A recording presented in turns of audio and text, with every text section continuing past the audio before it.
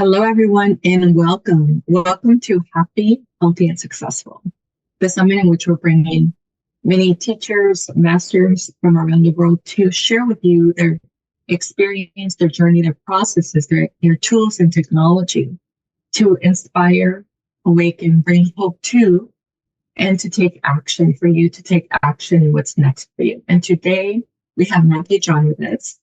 Matthew is a spiritual teacher, intuitive healer, and start seed guide. Welcome, Matthew. Tell us more about yourself and your journey.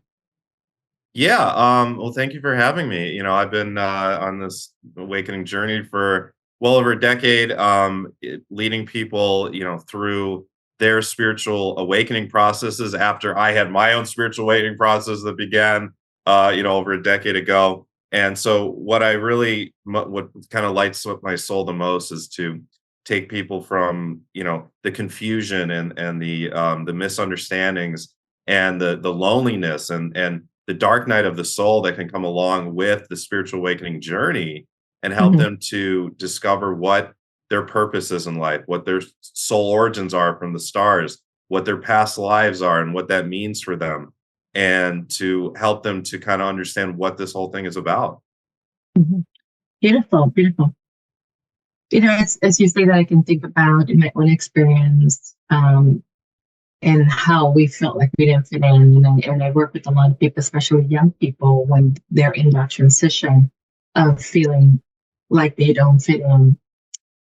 What can you share with the audience in terms of a step, a process, or a way of looking at the world that it's going to support them in finding that connection to self? Because really, that's what we're seeking. We're not really seeking to belong or to be part of. We're really seeking to come back to who we are. Yeah, that's such a really relevant question, and it's something I come across a lot. And you know, the people that don't fit in the most, the key is that these are the ones that are meant to change things, and really these are the star seeds of the world, are the people that don't fit in, that don't buy into what they're being sold on the television, that don't a lot of times fit into the cultural norms or the cultural expectations and or the family expectations as well. A lot of starseeds are the dark the black sheep is the word, the black sheep going through dark night of the soul, but the black sheep of the family.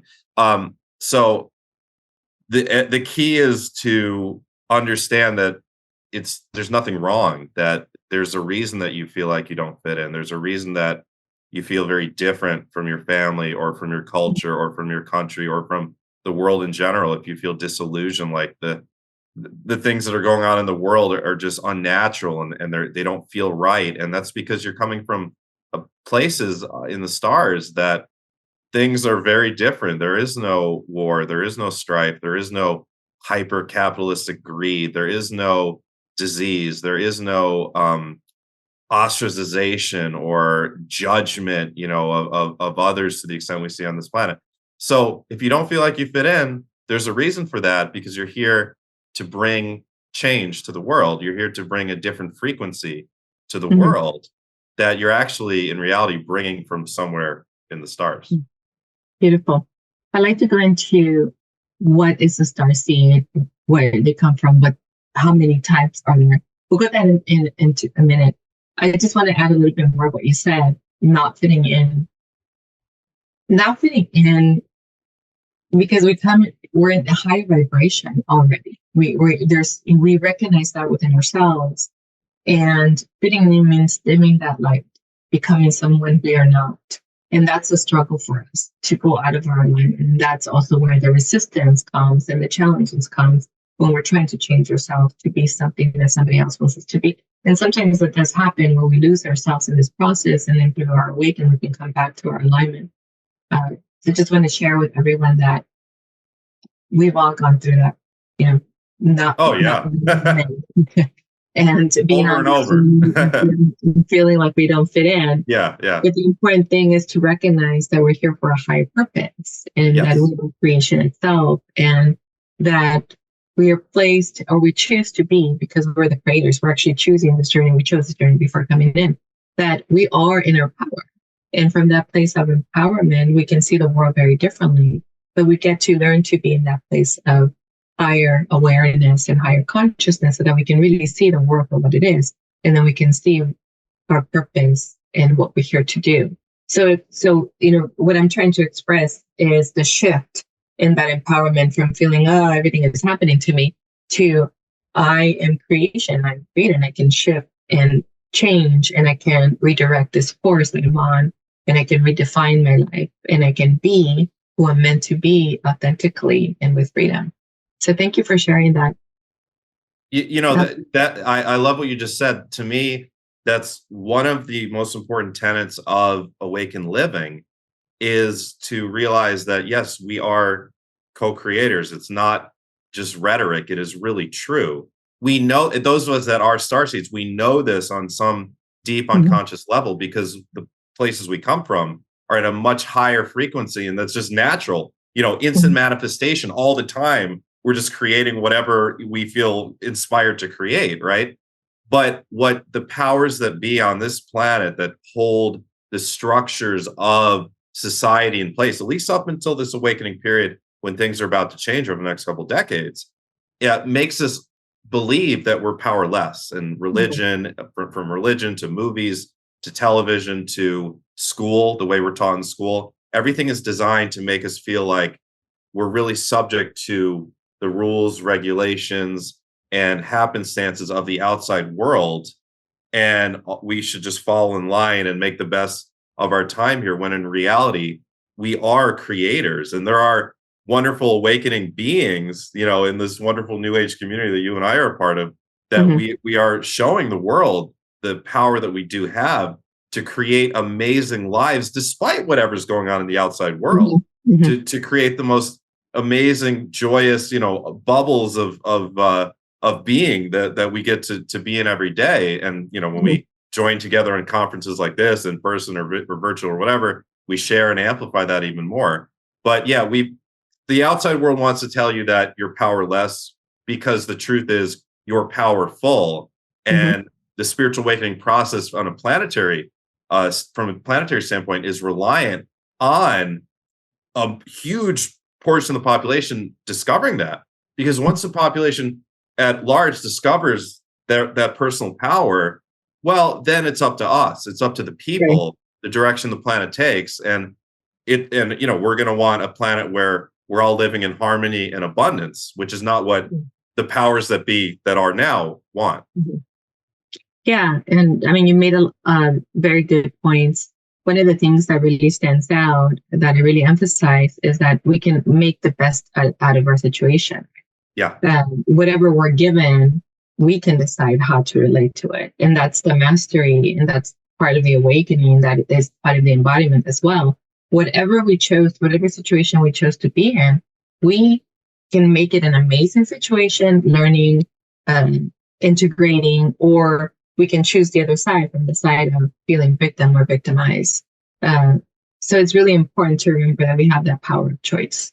One of the things I like to share with people a lot and remind them is, one of the principles of the way the universe works is that you always have the exact amount or type of resources at any given moment that you're meant to.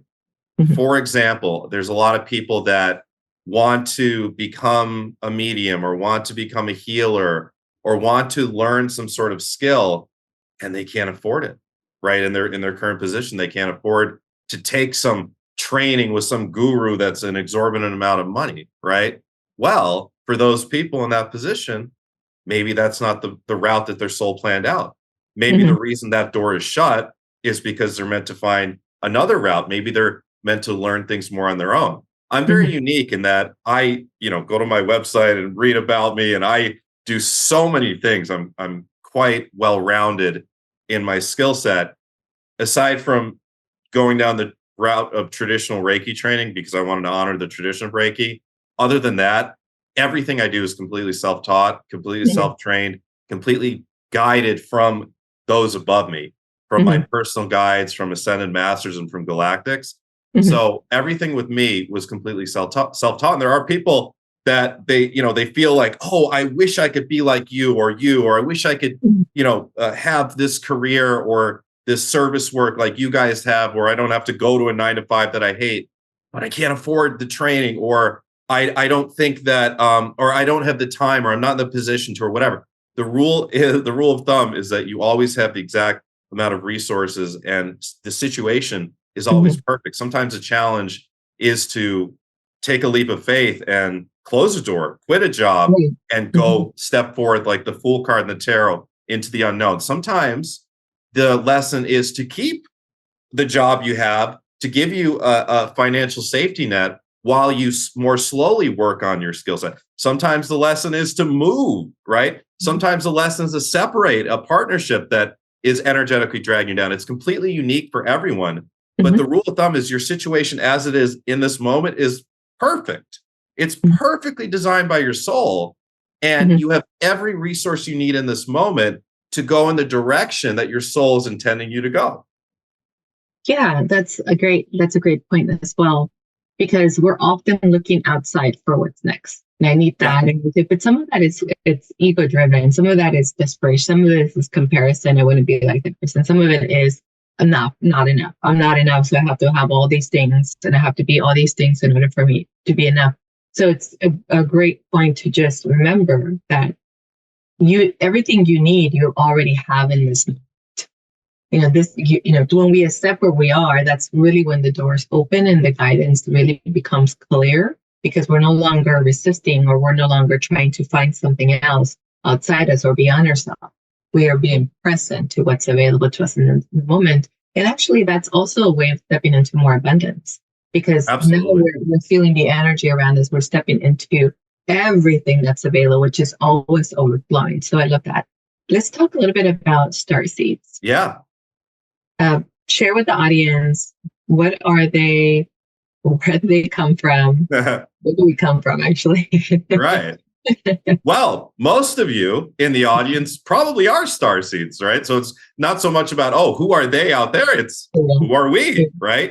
So the truth is that those that are on the lead, if you think about spiritual awakening from a planetary perspective, okay, when you're on the beach, you're so fortunate you live in Southern California, right? So you're near the water. When you see a wave coming, right? A big wave, and there's a crest of the wave, and you see the white cap, right? The leading edge of the wave. Well, the leading edge of the tide of planetary spiritual awakening are the star seeds. Okay. And what is a star seed? A star seed, just to really distill it down, means your soul originates from somewhere off planet. So your Mhm. soul was, just like a person or an animal or a plant is born, a soul is born just as well. There is an origin. You might call it source, you might call it, the universe, whatever, but there is some sort of origin, and a soul is born one way or another. And that soul has a journey. And if you're a starseed, your soul has already had the most ancient journey that you could ever possibly fantasize about in your head. It's hard to even categorize it into whether it's billions or trillions of years, but it's been somewhere else, whether it's been in the Andromeda galaxy, like a lot of starseeds are from originally, or from Sirius, or from Arcturus, or from the Pleiades, or from Lyra, or from the Mhm. Hyades. And there's so many different Mhm. possibilities. And your soul has already reached a very high level of spiritual development, and a very high level of vibrational development or vibrational ascension, where life is much less solid. Life here is very, very solid, as I knock on my desk here, right? We're very, very solid. And Mhm. life just seems, and that's why we can feel so powerless as well. As a corollary, it's like the solidity, the perceived solidity of this world makes us feel like we are subject to that perceived solidity. Now, there are laws of physics, and you don't want to try to go against the laws of physics, because that's a planetary law. But we come from places where the vibration is much finer, and we're able to, let's say, teleport. We're able to be telepathic. We're able to move anywhere we want to, bilocate, trilocate. We're Mhm. able to reform and remake our body as we desire. There's no disease when we come from these higher realms, because Right. we can instantly restructure whatever needs to be restructured in the physical body. Here on Earth, it's a little bit trickier because we are much more physical. But we, as starseeds, we come from somewhere else that's at a much higher vibration where we literally live. It wouldn't be 24/7 because there's different time, but we literally live all the time from a place of joy, from a place of well-being, from a place of contentment, service, purpose. And we come to Earth in order to bring that energy here because Earth needs it, because Earth is a planet designated for ascension. Earth is a planet that has been operating at a very low frequency for a very long time. And it's been decided by the consciousness of Earth itself that it's time for ascension. And so that's why so many starseeds, a huge portion of the world's population, some people think starseeds are very rare, like, oh, it's just a couple of people here and there. What I've been told over the last decade by my guides is it's a huge portion of the planet, perhaps even 40% of the planet are actually starseeds. It's just that the vast majority of those have not yet awoken to the fact that they are, or they're just, you know, the spiritual awakening trickling is just starting to come through, or a lot of them will reincarnate and in next life they'll discover that. You know, just because you're a starseed, it doesn't mean you don't have past lives on Earth. In fact, almost always as a starseed, you do have past lives on Earth, and many of them, hundreds, even thousands, right? And you've been a starseed all along. It's just that you as a soul have designated this particular lifetime for ascension. So you may have dabbled in ascension. Some of you have been in Lemuria and Atlantis or ancient Egypt or ancient Sumeria or ancient Greece and dabbled in ascension. But in this life, you're here to fully go on the ascension journey. And that's why so many of you have been going through dark nights of the soul. So many of you were born into families that didn't understand you. So many of you have felt disconnected from this world, like we talked about in the beginning, because your soul is challenging you in this lifetime to go all the way vibrationally. And essentially, as a starseed, at some point you come into the planet, you experience the reincarnation game of Earth. At some point you ascend. As you ascend, you leave behind this legacy of some sort of service work, you know, your dissertation, your spiritual dissertation, so to speak. Some of you are awakeners, some of you are healers, some of you, there's specific structures and buildings that you end up leaving behind. Some of you leave behind books and movies. Some of you leave behind a legacy of helping large swaths of people. Whatever your legacy you leave behind, that's what you intended to as a starseed. And eventually you ascend, you know, the ascension doesn't happen in like literally in the context of lifetime. At some point, your soul decides you're done reincarnating on Earth, and you go back to where you came from, and then decide, okay, what's my next mission? Right. Yeah, that's a great explanation. I mean, yeah, you're right. I mean, and there's so many more starseeds being born, and like, I have 3 kids, and I know I have. Yeah, I think all of them now. I really do. Yeah, so I think many of us have the experience, or we can, you know, have glimpses of who we've been. Like, I know I've been in Atlantis, Sumeria. We've also been in Palladian, Venus, Lyra. So I have these memories, and I think we all have these memories. Some of them very clear, some may seem like a dream, some of them may feel like knowing. And I see more and more kids being born awake, and some of them even like a lot of the qualities of like Pleiadian and Arcturian. Yeah, it's so amazing to see. You know, I have a cool story. I'll never forget this. So, you know, I come from a background of sports. Like my careers before I really went full time into the New Age field were in sports. And I was at a hockey game in Cleveland back in 2012, I believe. And I was there, you know, kind of covering the game, kind of a media thing. And there was a kid in the front row, like 2 kids in their youth hockey jerseys. And it's like in the 3rd period. And the one kid turns to the other. He's like, you know, we're in the 5th dimension now. We used to be in the 3rd dimension. And now we're in the 5th. I'm like, what? What? You know, like what? I'm at a hockey game in Cleveland and it just randomly, right? It wasn't like the parents were talking about it. The parents wouldn't have known what he was talking about. It's like, whoa. Yeah. You know, I remember conversations like walking with my kids to the park, and they're talking about being in another dimension. Like, wow, yeah, let's open up dimensions. We're gonna go into another dimension, and I'm walking behind them, and they're talking. So they come with this knowing, they come with this knowledge. So it's really interesting to see. But they still need guidance, right? They still need somebody there to hold space for them.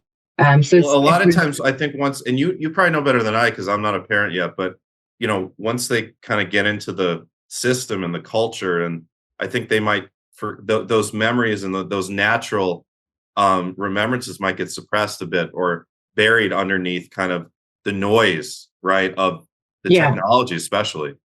Yeah, so that's important to talk about, and that I think that it's good for the audience because not only our kids, but also we did, right? We got lost in the noise, we got Yeah. lost in the environment, we got lost in the dynamics of the family. So it's important for us, first of all, as adults, to recognize that we are designing our own. That when we follow the path of our soul, it brings us lots of joy and happiness and opens up new opportunities and possibilities and success. And we can truly live in that place of peace and happiness and harmony. And we want to do the same for everybody around us, including our kids. We want to be that space where they can feel that freedom of being themselves. They can feel the freedom, and that's also empowerment. The freedom of being you is empowerment. The freedom of your Yeah. expression, the freedom of your voice, the ability to be visible in the world and to be seen as you are, that's empowerment. So let's talk a little bit about like how some of the ways that you do that, any processes or systems that you have that support your clients in feeling empowered and stepping into their own authenticity. Oh, I love that question. Thank you. And I think the most important part of, to the most important part for me to like actualizing, and I love that word, actualizing your potential, is addressing the shadow within. Mhm. Because the shadow within is there as our teacher. We we move towards the light and the highest possibility of who we are meant to become by working with the shadow itself. And the shadow, if you imagine like, energetically, you're attempting to ascend vibrationally, but you've got all these weights that are tied to you, all Mhm. these bags, these heavy bags that are tied to you, and you can't actually vibrationally ascend. Imagine a balloon with all these weights tied to it, right? Until you let go of the balloon of the weights. And these weights are they come from past lives ultimately, right? Mhm. They come from traumas and tragedies that happen in other lifetimes. They come from times in other lifetimes when we were attempting to actualize our potential when in the human body and it didn't go so well. They come from soul contracts with others where things happened in other lifetimes that were, Mhm. not pleasant, that went against the law of one, law of love, law of one. So that's where the shadow comes from. And then what happens, especially in the ascension lifetime, is the soul is going to desire to have us have to face that shadow. So usually we'll plan out whether it's in childhood or early on in life, or even sometimes later on Yeah. in life, relationships and experiences and traumas and tragedies that will remind us of what we came here to fully face and fully move through, right? So if you think of like, what are your Achilles heels in life, right? Is it fear, Mhm. right? Is it jealousy? Is it, sabotaging yourself when things start to go well? What is it that if you look back from, imagine you're able to detach a bit and just take a bird's eye view of your life. Okay, how have I held myself back or what has held me back over and over again? Every person has those things those couple of things that over and over again in their life come up, right? They're there for a reason. They're not there by mistake. They're there because those are your greatest teachers. In astrology, this is Chiron. So you and I are Mhm. recording this actually right after the full moon in Cancer, which was just a couple weeks ago when this is going to air. And Chiron stationed on that full moon in Cancer. So the energy we're feeling as we're recording this now, and I've been seeing this in all of my clients this week, is really the wounds coming up very strongly and the emotions coming up very strongly because that's Chiron. But Chiron is meant to it's the wounded healer. We Mhm. learn how to be the healer archetype. We learn how to actualize through working with the wounds themselves, right? Mhm. So as we continue to face whatever it is within us that consistently holds us back, most of it will boil down to fear of something. Okay, fear of something.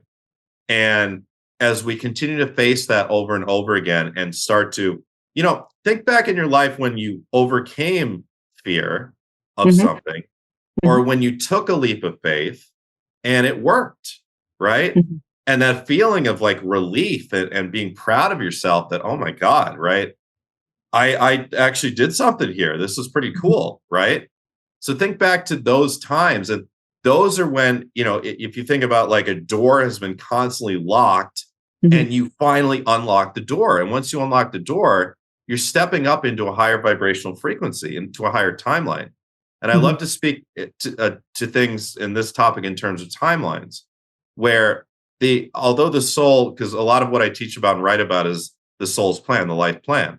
Hmm. And although the soul intricately plans out your life plan, there are many different possibilities of when, where, how things happen. And also, depending on the soul, it's not always guaranteed that you're going Hmm. to actualize your potential in a single lifetime or completely advance through all the intended lessons. So there is a range of timelines Hmm. that you can experience. The highest timelines are going to see you from a soul level accelerating at the fastest rate. And in life, a lot of times that's going to see you living a more joyous, more purpose filled, more healthy, a lot of times life, where there's also lower timelines where I call it taking the scenic route. Hmm. Instead of taking the interstate, you take the scenic route and you may have to face different things and maybe different relationships that maybe on the interstate you wouldn't have had to. And it's okay. Like from the soul's standpoint, there's no judgment, there's no right or wrong. That's part of the fun of being a soul and putting yourself in form is challenging yourself where it's like, all right, I got this really, really difficult life plan that I've written out. Let's see how I do. Right. And that's one of the fun parts of this whole awakening journey, right? But to me, the fastest route to all of this, it's through working with the shadow and overcoming ourselves, overcoming the thing, because like the law of attraction is great. I teach that too. But for the law of attraction to really work effectively, you also have to continually heal the stuff within that you've been carrying with Right. you, the baggage, right? Right. Because if you don't, you may advance a little bit with the law of attraction that get pulled right back. Hmm. Yeah. And I love what you just said about your shadow side.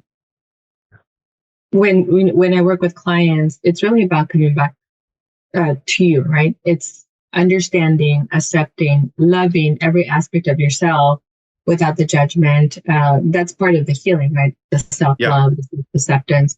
And then moving into the awareness also that you're not a victim to this. You created this, and then Yeah. changing your perspective and moving into the mastery. And that's where everything else starts to work, like the law of attraction, because you're healing, you're aligning, you're embodying more of your potential, you're embodying more of your wholeness, and you're seeing the And when you do that, you have more freedom vibrationally to Mhm. create.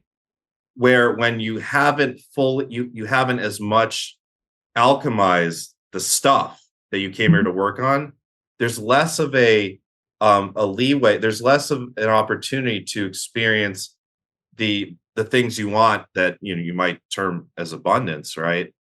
Because your soul is going to say, not so fast, you haven't done the work yet. But Mhm. then you do the work more and more, and all of a sudden things open up and Right. you have more freedom to create Yeah. what you want to. Yeah. Yeah, because you've released everything that you were holding in your space, and now you have the space to hold the vibration of abundance to it. Really invite it in. Very good, Matthew. Very Yep. briefly, tell us about your biggest lesson. What was your biggest lesson? What was the pivot point for you to move into this journey that you're now on as a teacher, as a healer?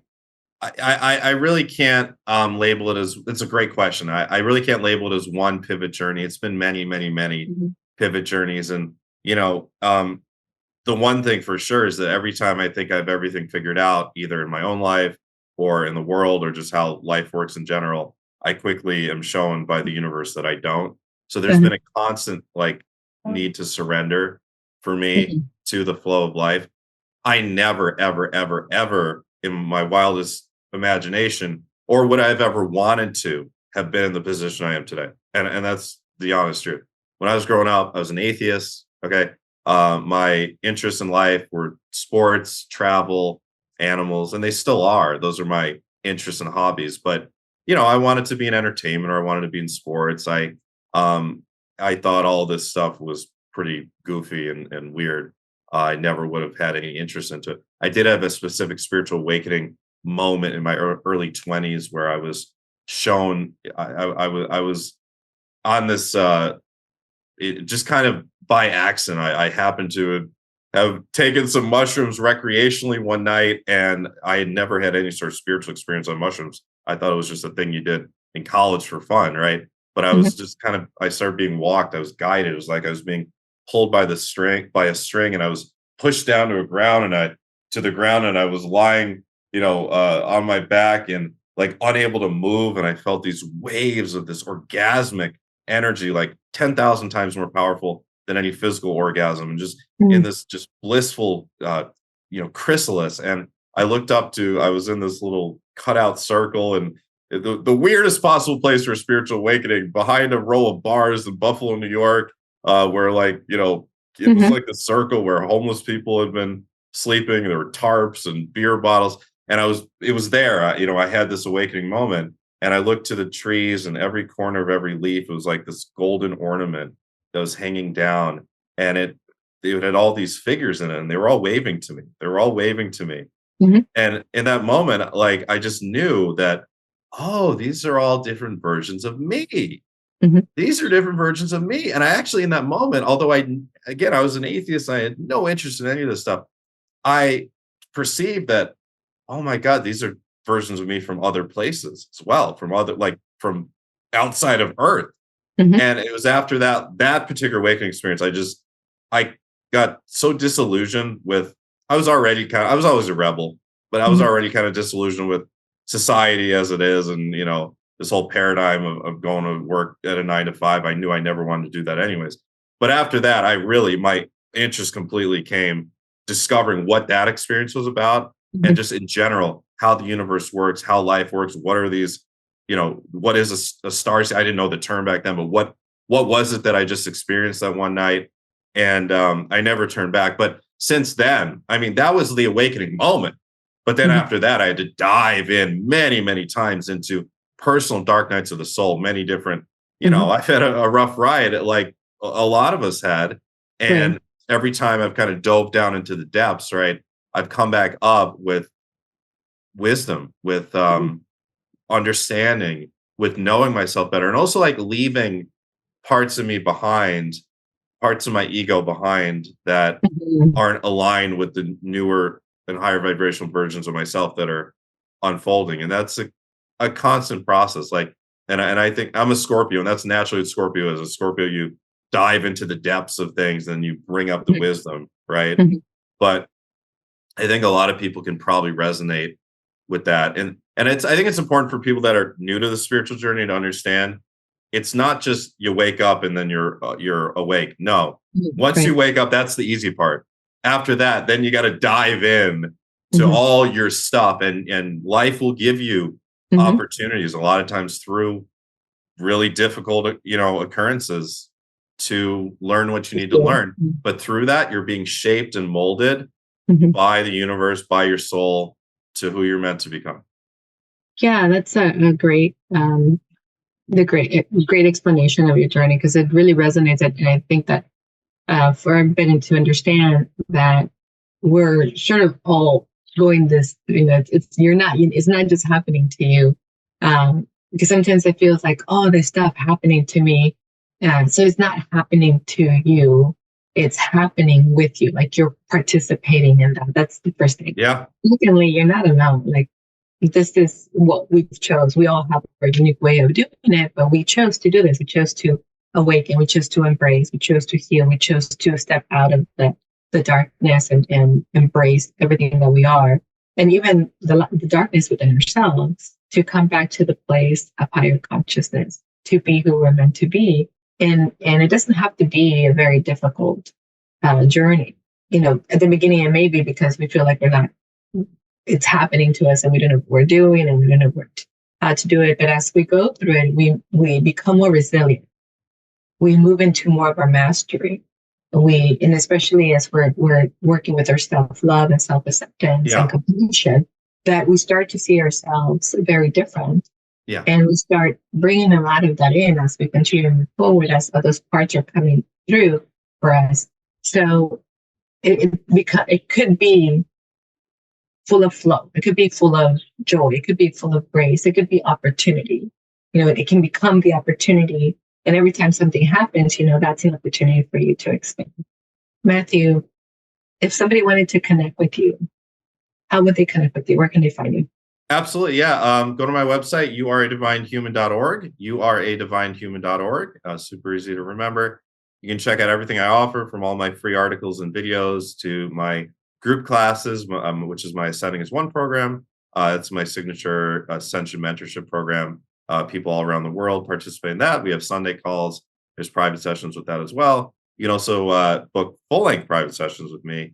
I offer a whole bunch of different things, including the Starseed Discovery session, where you can actually take a regression hypnosis journey to your place of origin in the stars. And I'd love to offer your audience a discount, 10% off anything on my website. If you want to book a private session through my scheduler, use the coupon code Abundance. If you want to book anything else, retreats, Ascending as One, tarot course, any of the webinars, just email me and I'll set that up for you, 10% off. My email is on my website, or it's youaredivinehuman@gmail.com. Very good, Matthew. Well, thank you so much for being with us. Thank you for sharing your knowledge. And we look forward to hearing more about you and your success and how you're impacting the world. Thank you, everyone. Lots of love. Namaste. Bye for now.